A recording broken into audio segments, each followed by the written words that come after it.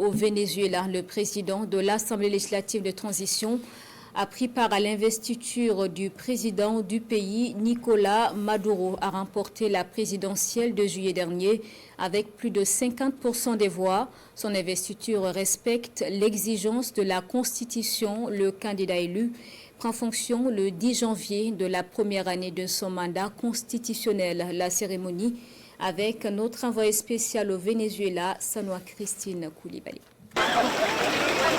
C'est acté. Nicolás Maduro rempile pour un troisième mandat de 6 ans à la tête de la République bolivarienne du Venezuela. Devant l'Assemblée nationale, il fait le serment de se conformer à la volonté populaire exprimée dans les urnes. Engagement pris devant des milliers de Vénézuéliens et Vénézuéliennes mobilisés pour traduire leur attachement à leur leader.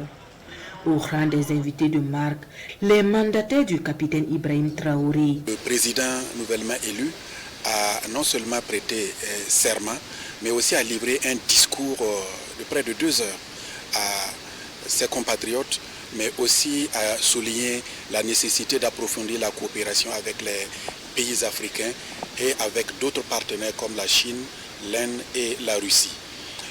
Il n'a pas manqué de souligner le combat que nous menons au niveau africain et qui est partagé au niveau de la République du Venezuela, à savoir se libérer de l'impérialisme, se libérer définitivement du joug colonialiste et construire un avenir meilleur. L'acte 1 de la cérémonie d'investiture vient de s'achever ici à l'Assemblée nationale.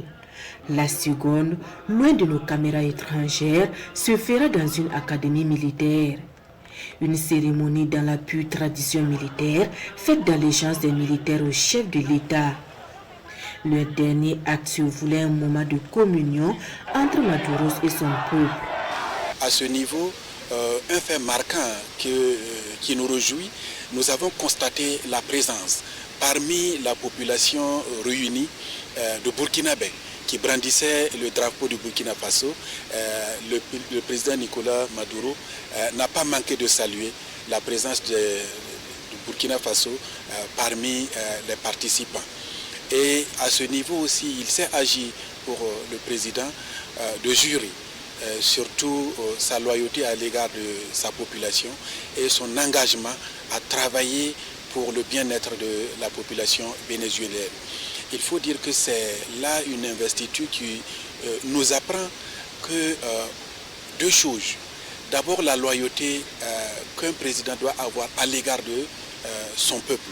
Et deuxièmement, l'engagement ferme.